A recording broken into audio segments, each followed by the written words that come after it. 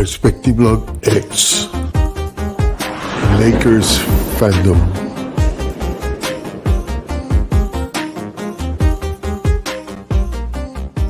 Before we get to the content, I would like to thank all my subscribers for your support. If you are not a subscriber, I invite you to support the channel, subscribe, and turn the notifications on. Thank you for your support.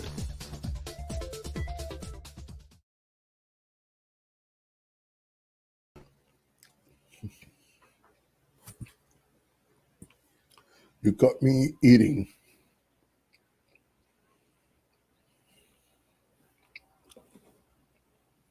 I thought I was going to finish that before the broadcast. If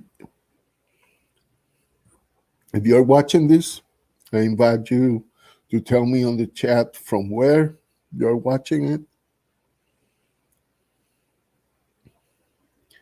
If you are watching me on Facebook, fortunately, for some reason, the chat for Facebook doesn't show up here. So if you are in Periscope, watching from Twitter, I say hello to you. It's the same thing for Facebook. If you are in Facebook, unfortunately, I can't see you or your comments, but welcome here. And for those on YouTube, which both I can see, I can get your comments, please go to the chat room, tell me where you're from, any questions, any suggestions, anything you want to say. It's open for you.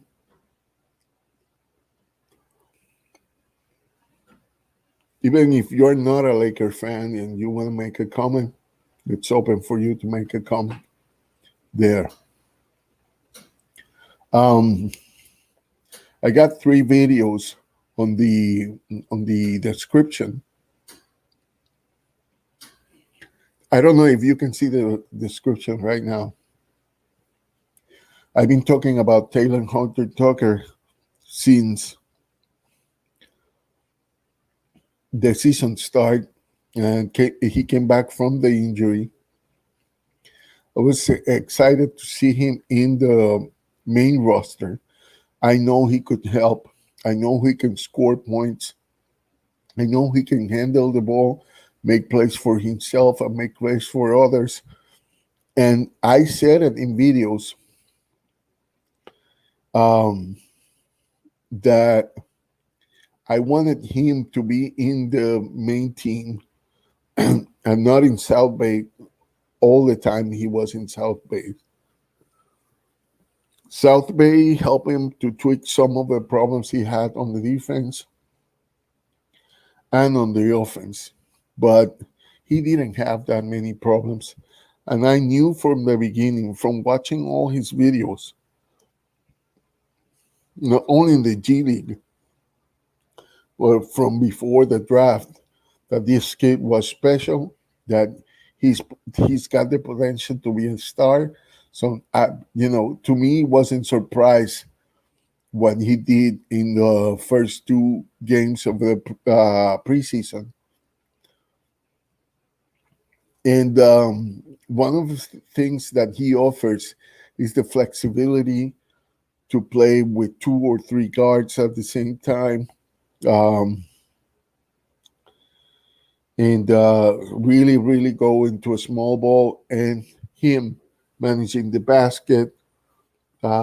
He could go well with any of the shooting guards we have.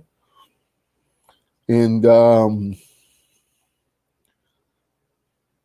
he can free he could free Caruso to transform into a cutter or spot-on shooter, which he prefers to handling the basket. You could see what he did with Kuwait. He cut Kawhi's ball from because he's got that super length that is what helps Kawhi to be the guy he is because he can shoot from over the top of everybody on mean range. And uh, the other thing is that helps him defensively to cut the basket, to to do the things he does on the defense. One of the comments that came out in Twitter is the claw got clawed by somebody else, by Taylor Horton Tucker. And so it was an interesting thing to see. Now, if you say that if you observe the game, it's not just about the 19 points that he scored in the first game and the 33 or 34 for some reason. Like, there's a discrepancy in how many points he did, but let's say 33 to be conservative, and 10 rebounds. The game before that was uh, um, 11 points and 9 rebounds. So, I mean, 19 points and 9 rebounds. So he was like one rebound away from a double double in the first one, and he had a double double on the second one. Um,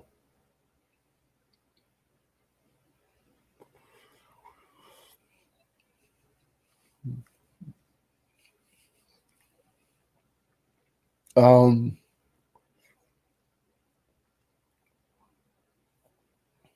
I want you to. I invite everyone that is watching to go to the chat and tell me what your opinions on Taylor Horton Tucker are. If you saw the games, what did you see? He was doing everything. He was handling the basket. He was passing the ball pretty well. He has sometimes the tendency of trying to hog the ball, but he snaps out of it um, with enough time to know that trying to drive in it's a mistake or trying to shoot is a mistake, and he recovers and passes the ball pretty well. Um, he doesn't like to make mistakes, and he tries to correct them every time. Shooting over him, it's uh, it's a task for his arms, but I think he relies too much on them. But still, he was changing shots in that game. So you have a guy who can guard wings, definitely. You have a guy who can handle the ball. That's why last year I said a few times, um, just in comments on the other people's chats or in my videos, that we didn't need another ball handler. We had that last year. We had Taylor Horton Tucker last year, and he could have do the ball handling because he can score by driving in, which was one of the problems the Lakers. They didn't have people driving except for LeBron James, and that was a problem. That was a problem for the Lakers and the ball handling once LeBron was sitting. All these things could have been fixed with Taylor Horton Tucker. And I talked about that before. I got videos about Taylor Horton Tucker. I mentioned it on every somebody else's chat I think it was like a nation with Trevor Lane because, among other things, Trevor Lane was saying that he wasn't ready yet. He was, you know, he was ready, and and he's showing it right now. Just needed to adjust, but as you can see, he can adjust really fast. But I like his attitude of student. Somebody who is a student always learns new things. But when you think you are a teacher, you are close from learning, and that's something to remember. Um, the way he handled the ball was fantastic. The way he behaved without the ball was he behaved without the ball was fantastic. Um, he was always ready for the moment, and you never saw him with fear when he was in the game. So, I mean, the Lakers, like everybody's saying, everything is overkill now, and now the problem for um, Frank Vogel is how he's going to rotate so many talented people. Um,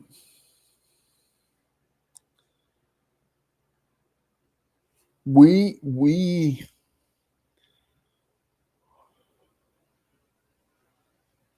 have a problem with that, and this is the problem. We can have um, now we can have Schroeder starting, right? Because Taylor Horton Tucker can do what he needs to do, right? Then you would have Schroeder, Matthews, LeBron James, Anthony Davis, and uh, Mark Gasol. I think uh,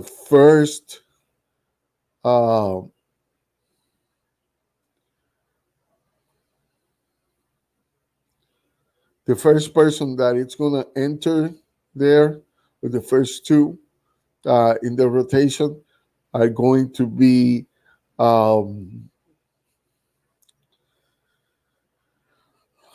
I'm gonna be KCP and um, um, Montrez, right? Montrez and KCP are going to substitute Shooter and um, Marc Gasol. Then in the second unit, um, once LeBron is out, then you get uh, Taylor Horton Tucker and and Kuzma, right? Now you still have three bigs on the floor, counting with Kuzma as a uh, small forward, which is going to be he's taller than Montrez, so there you go. And what happens is you still have a functional team. Then you rotate uh, Markieff Morris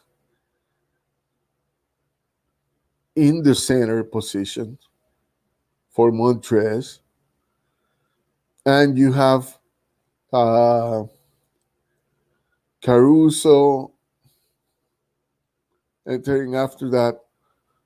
Taylor Horton Tucker is going to be there for a while.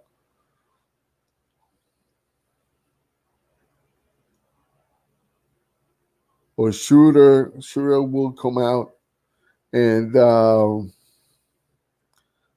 last rotation would be getting Quinn Cook at least some time there. People don't doesn't understand why Quinn Cook is part of these Lakers. But the information I got from LA Sports Live is that Quinn Cook is important because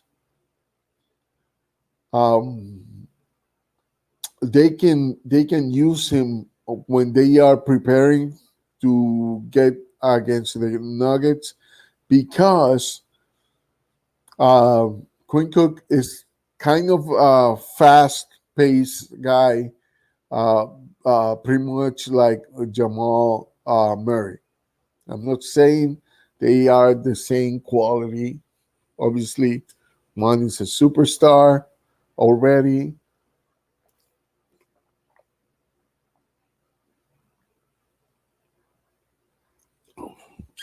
I mean, at least he's all-star caliber, and the other one is still a bench guy, but he's good. But it's the speed, the same type of game, and that's why they use Quinn Cook to train for Jamal Murray and speedy uh, guys like that. In the, I think that's gonna vary depending on who they are facing. I think Margasol is not going to be useful against teams like the Golden State Warriors for much time because they run and they are fast-paced team, and there are other teams kind of like that. They're young, they're fast, and all that kind of stuff. I think the mentor now uh, would be Curry. So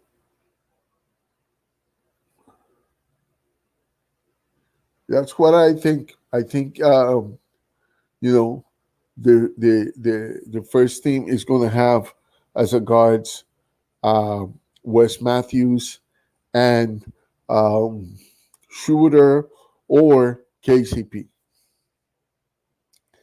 And then LeBron's James rest, the ball handlers would be either Shooter or THT.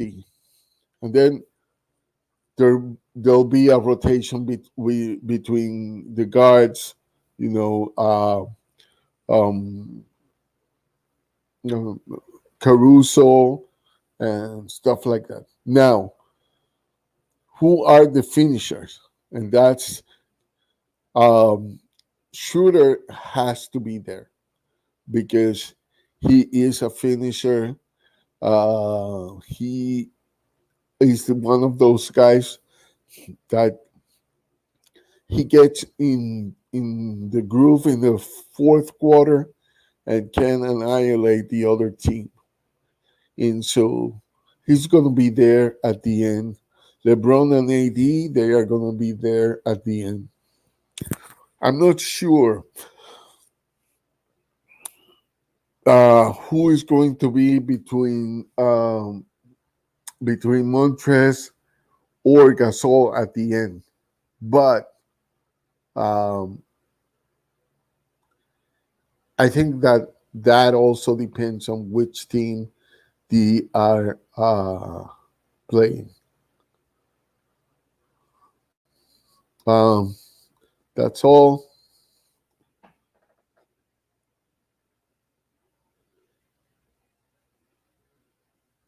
Yeah. Um, Definitely, Kuz has to step up. Um, he is.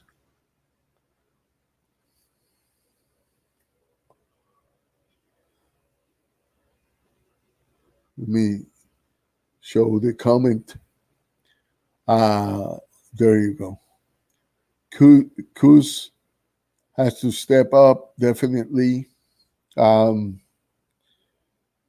Kyle Kuzma, I mean, he's not playing bad, but he's got to be sure that he plays for a contract because now with THT makes Kuzma um, I don't know, maybe in the future, but I don't know what is going to happen with Kuz, but he needs to step up. He is trying to step up. And if THT was where there, Kuz would be the best player in those games. But for some reason, I don't know. He still needs to create some buzz around him. And I think the Lakers are trying. Vogel is trying to get Cruz and THT be the guys on these games because that way you can assure we have like a 1, 2, 3, 4, 5, 6 punch, and I would say 7. Um, maybe 8. I don't know. It's gonna be so hard for for um Vogel to keep him happy because all of them were 1 minute, right? But they are mature enough, I think, to understand that they won't get as many minutes because there are other people there that deserve certain amount of minutes. So that's going to be a problem to see.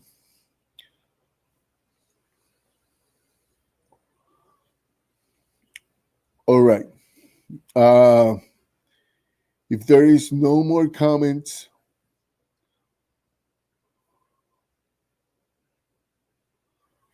I'm gonna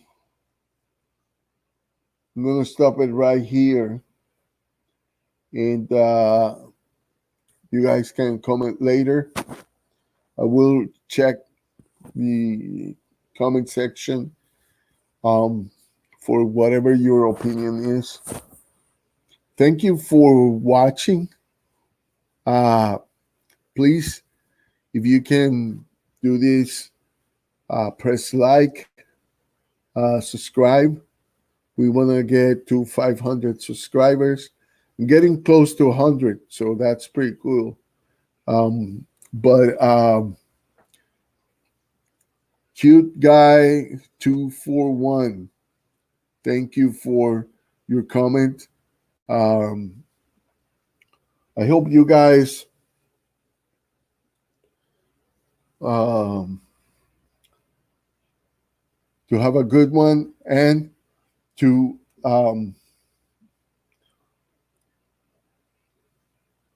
take care of each other. May God bless you all, and let's go Lakers. All right. Bye bye to all of you